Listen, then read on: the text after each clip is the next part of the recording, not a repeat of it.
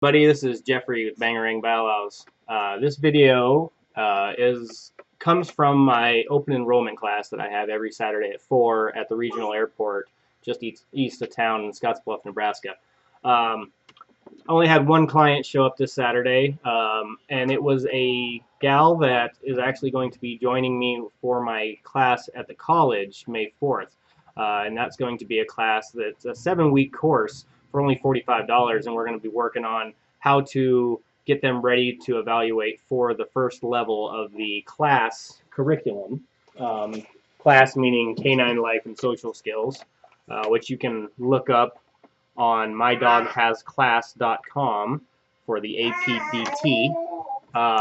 So in this video, I'm actually going through how I do it. I mean, it's a working video. This is actually how I adjust dogs to other dogs, how I make good associations so that they actually understand that there's no threat there and they actually like seeing other dogs. Now, this dog is a bigger dog and he's a farm dog, never really has a whole lot of experience with other dogs. And, you know, she'd asked me, do I need to do this? And I said, for you, probably not. For your dog, absolutely. You need to set up good associations with other dogs because it will come in contact with other dogs and you don't want it to be a bad thing. So we're going through it very systematically, very slowly, paying close attention to thresholds, paying close attention to make sure that we're reinforcing the proper behaviors, taking it one step at a time. We're not rushing it. This whole video is like 25 minutes. I mean, this entire session took like an hour, and we only got to our dogs maybe being 5 foot from each other, but under control and for a short period of time. And what we were working with was focus to the handler in that scenario. So they didn't actually meet. All my classes are non-contact, just for the liability aspect of it. And you're also teaching your dog that other dogs, they're not something you need to pay attention to. So what you'll hear me go through is starting with distance, making sure we're reinforcing properly, getting closer and closer and closer, working on focus, and then finally we're just standing there. Me and Dodger and I are standing there, and she's just walking by, and her dog is giving her the utmost attention, and that's what we wanted. So enjoy the video, like, comment, subscribe. Let me know what you think. Let me know if you need help with anything. This is Jeffrey with Bangarang Bow Wows at bangarangbowwows.com. Thanks. So we're gonna do some touch and goes with my client's dog here. So I'm gonna get Dodger on a long line, and we're just gonna do some touch and goes. That dog's gonna stay put. We're gonna come close with Dodger, see what his threshold is like, see what the other dog's threshold is like. Come. And then we're gonna back off, and she's gonna reward her dog for being around other dogs. And we're gonna try to make a conditioned emotional response to her dog allowing another dog to come close. So, okay, give the initial reaction. Dodger, come. Good boy.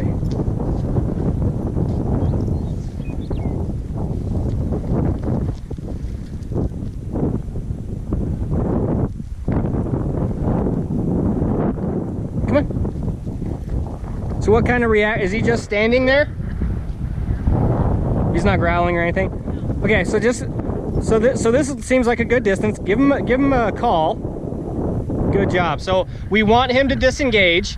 So it's okay if he looks at the other dog, but what we can tell by threshold is when he gets close enough, if he won't disengage. If he just keeps looking at Dodger, then he feels like Dodger's a threat and he needs to watch him. So you keep calling him. And you could, as I said, and you could be clicking to let him know that the behavior he's showing right now. And I mean, that's good body posture. His tongue's out wagging. His tail is down, showing that he is somewhat fearful. Because if he was really happy, his tail would be wagging. So we'll just come slowly, and we want him to just be like, okay, dogs are coming closer. The closer the dog comes to me, the more treats I get, the more reward I get. And remember, just do it upbeat. Bear. Okay, so that might be where the threshold is. So I'll go back a little bit. Now you call him again. See, right there. So he comes back to you. So we have a working distance here of how close Bear will let other dogs come, where he still feels okay. Dodger, come. There you go. Dodger, come. Good boy.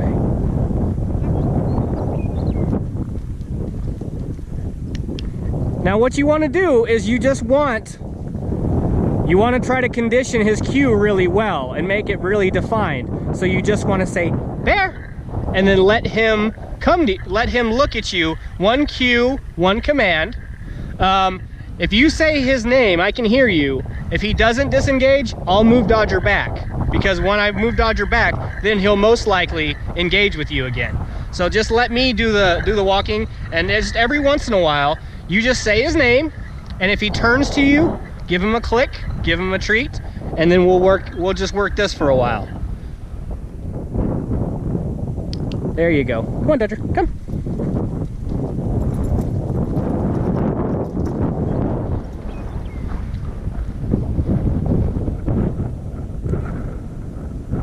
Dodger, come.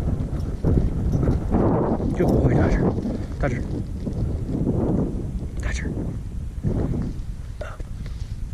And I'm doing this, like I said, I do the same thing with my dog because I don't want him pulling on the end of his leash around his collar. I don't have his harness. Dodger, come. Come. So I actually have to do the exact same thing with Dodger because this is a new dog in a place he doesn't really know all too well. So I have to work on the same behavior. You know, my dogs don't just know it everywhere. I have to understand that it's a context thing as well with my dogs. So he actually wants to go see your dog. Dodger. Good boy. Come.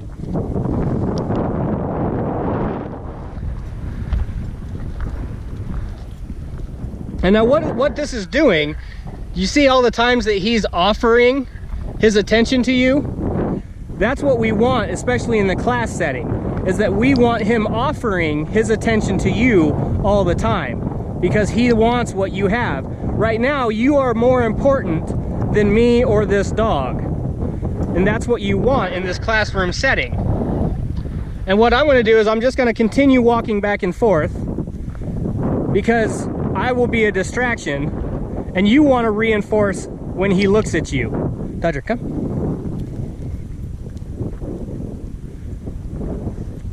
Come, Dodger. Sit. Good boy. Dodger. Dodger. Dodger. Dodger. Dodger. Dodger. Dodger. So I want the same thing out of my dog as you want out of your dog. I want my dog to pay attention to me, and you want your dog to pay attention to you, and I want your dog to pay attention to you, and you want my dog to pay attention to me, because we're both learning right now, and we're listening to the instructor, and the last thing you want to deal with is your dog paying attention to something else. Dodger? Good boy.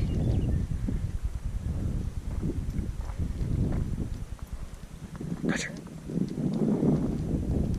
So this is what we call systematic desensitization or habituation, depending on the level of the aversiveness, where we're just working at it slowly. You know, I'm coming in, I'm allowing Dodger to get farther away from me, closer to you by himself, and the dogs are okay with it because we've done it slowly enough. If I just had Dodger come run over to your dog, that would probably make a bad association with this other dog. Dodger, come. It would be like me throwing my kids into the pool. where I would have to work hard to now break that negative bad association. Dodger, come.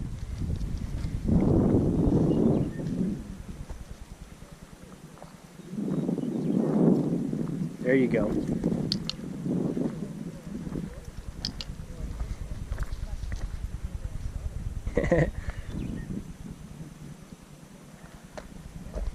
Come.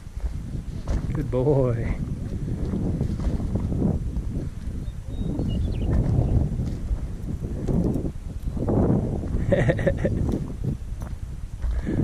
Okay, now just try to stand there quietly and see what he gives you, because that's what you're going to be doing in the class, is you're going to be sitting there listening to me.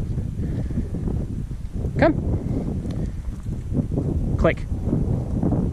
So what you want to do is you want to click as soon as you see the behavior you want. So I'm looking around. As soon as he turns his head to you, be quick on the click. Dodger, come. There you go. Let it go. And that's why the first week is without dogs, because we're going to be working on motor skills. Dodger, come. Come. Good boy. Sit. Shake. Good boy. Other paw. Good boy. Lay down. Good boy. Sit. All right, never mind.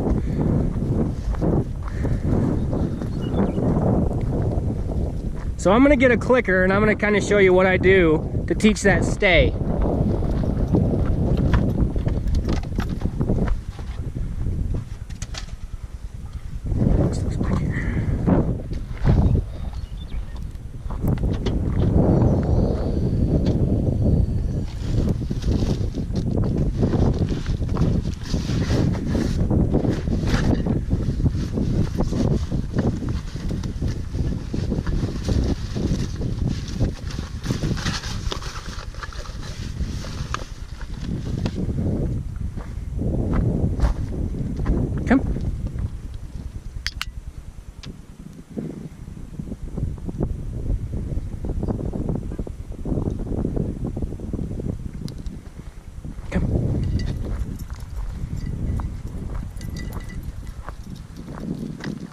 Dodger. So see, I clicked at the behavior, and then I can reward him later. Hey. But I try to catch it close enough. So I get, Dodger, sit. So as soon as his butt hit the ground, so I told him to sit, and that's the only thing I've said to him, and I want him to maintain where he's at. So I want to show him, this is just one-on-one, you know, I'm clicking, he kind of understands me, he understands Dodger. Ooh, see right there, would have been a good click because Dodger was walking up. Yeah, and that's, when I'm training a dog, I mean, you have the thumb in there, and that's what I do is, and I've become accustomed to and got really good at I can just see out of the corner of my eye. I'm really paying attention to dog behavior. So right there, Dodger put his tail up to be friendly, and I liked that. So I just really have to be aware of what the dog, I mean, your dog started shaking his tail a little bit too. So I want, you know, it's a ratio game, you know. If you're shooting free throws and you miss 1 out of 10, you have 90%. But if you can, if from then on you never miss a shot, and you make 99 out of 100, your percentage went from 90% up to 99%. So if you're clicking and you miss 5, but you only clicked 20, so then your ratio is 20 out of 25. But then if you do 2,500 and still only miss 20, then your percentage is, I mean, you do enough and everything gets close enough to 99. I mean, it's only going to get closer and closer and closer to perfect with how many repetitions you do. So the more repetitions you can get is going to have a better percentage of trial and error type behavior. So, but yeah, I mean, this is great. I mean, I don't know, what do you think? And see, I would click there because he's sniffing Dodger's upwind, so he's getting a good fair smell of Dodger right now. And he just because he's just, it's not a mean reaction, it's just a curious. well, yeah, and it's really, we don't know what's in their head, but we do know the behavior. And like yeah, like I said, what he actually did is he turned towards the other dog and he smelled. So whether it is the reason in his head why he did that is either aggression or it's passivity, we don't know. But what you're doing is you're adding dopamine to the situation. So if it is reactionary, then maybe, hopefully, you're softening the reactivity, because he did turn to look at another dog and he got something good for looking at the other dog. Like I said, and the example I always do with my clients is, if there was somebody you didn't like, but every time he saw you, he gave you 10 bucks, this happened long enough, you would change the way you think about this person. If he gave you 100 bucks every time, you would change your mind a lot quicker. You would, and what you would eventually do is you might actually end up seeking him out to try to get this reward. So that's what you want to do with your, oh, I'm going to seek out dogs because I know I get really good stuff when I see other dogs. And that's where the line you have to define of what you want. And I'm pretty sure you could switch that now. You don't have to. I do it as a management tool just because, for his safety and yours. If he pulls to the end of the leash real hard, it jerks your arm and it hurts his neck. But if it's around his trunk, he's likely to not continue pulling, and it's not going to hurt him near as badly. And he's not going to jerk near as hard on you. So management tools are just that. They're there to manage behavior, but it's not training. I mean, prong collars, shock collars, all those are pretty much management devices. Come.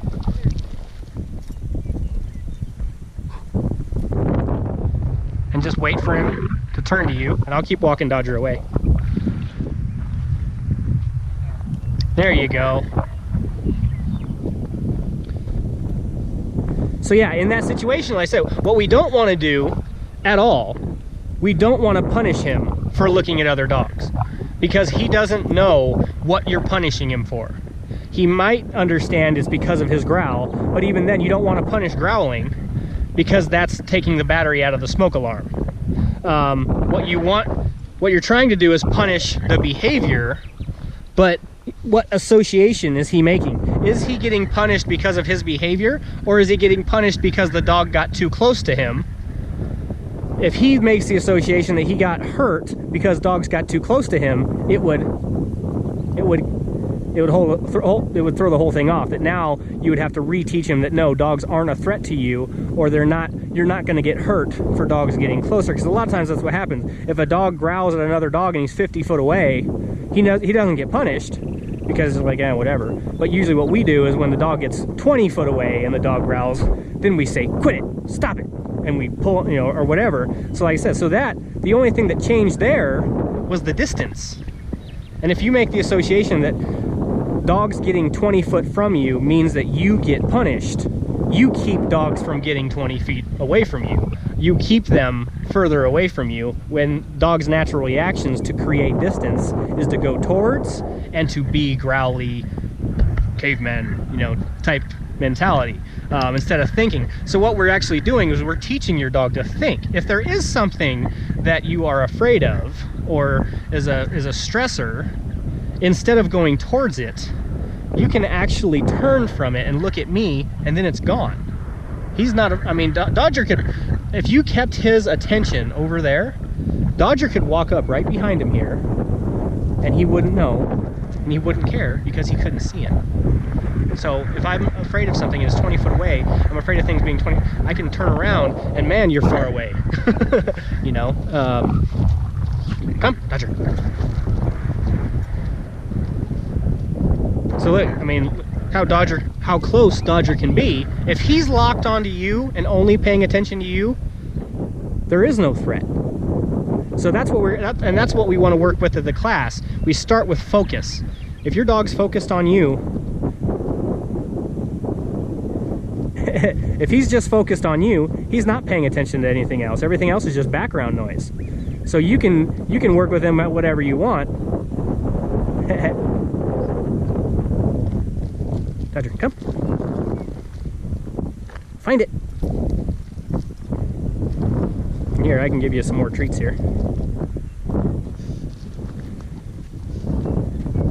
Those are my pumpkin, salmon pumpkin. I know you like those. Right, I don't have any. I slacked off this week and I didn't do near as much baking as I should have. I'm all out already. Usually Sundays are my big baking day. Pretty easy. I have him old. but I mean, look at him. I mean, he's totally locked on you. So like I said, my dog can be doing whatever he wants to, and your dog doesn't care because he's focused on you. And exactly, this is what you want, right? Yeah. You want him to just focus on you no matter what else is going on around him. So that's just putting him in situations and getting him to focus on you, showing him that this. Yeah, see.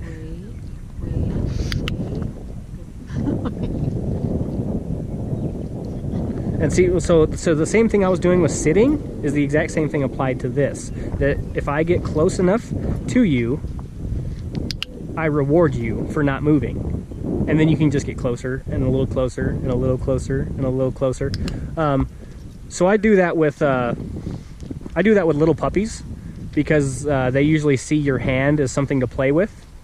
So you go to try to touch them and they immediately go to mouth you. So I put my hand near them and I'll click and reward them for letting my hand get close to them, and I just go little bit, little bit, until they realize that putting my hand to you isn't a cue for you to try to bite me. It's actually better for you if you don't, because then you get a treat. Dodger, come. Good boy, Dodger. So yeah, if you want, I can keep Dodger stationary now, and you could try walking, and we'll change the context of our engagement here, and we'll see how he thinks about moving. And I'm going to have a bunch of treat bags next week, hopefully, that I can borrow out. I mean, so you can go on Amazon and buy one for $9 to $20. They're not too bad. And I would suggest them for the class because, like I said, this is just easy to just dole out. I mean, it is, like I said, it's the effectiveness. The quicker you can be on the click and on the draw and keeping his attention is only going to benefit the situation. So you just kind of walk.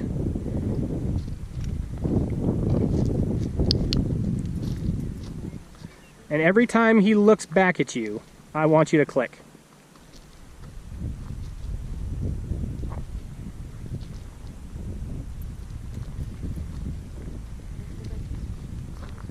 Come.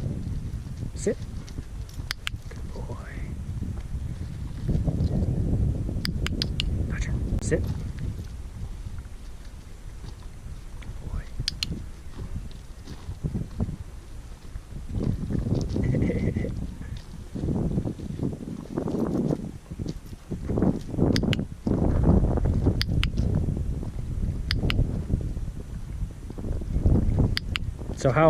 So how I get them to really want to stay by my side is I reward the hell out of them. And I just click treat, click treat, click treat, click treat. Sit.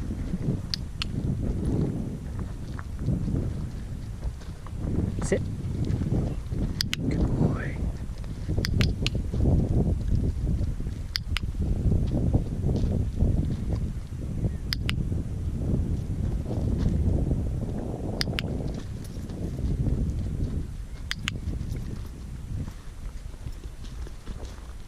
I would click that, yeah.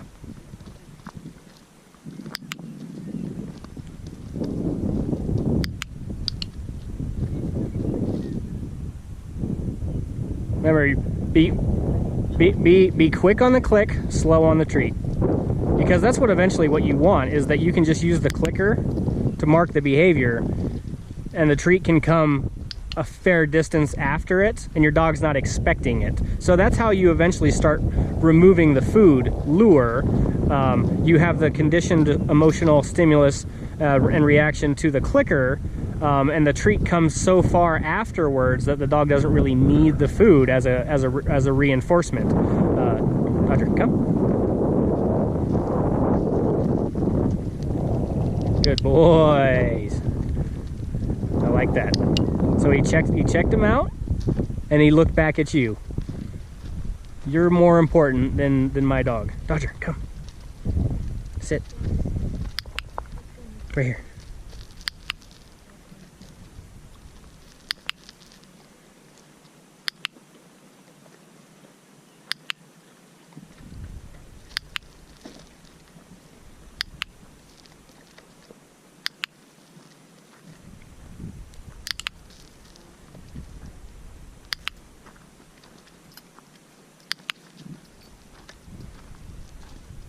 Look.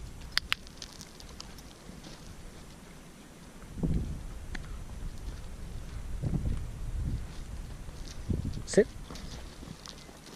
Look.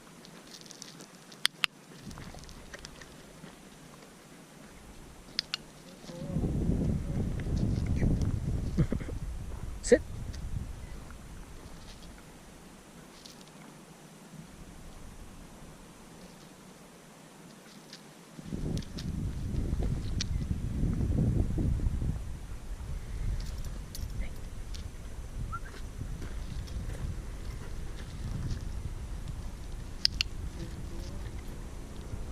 That was awesome. Scared the hell out of me, but it was awesome.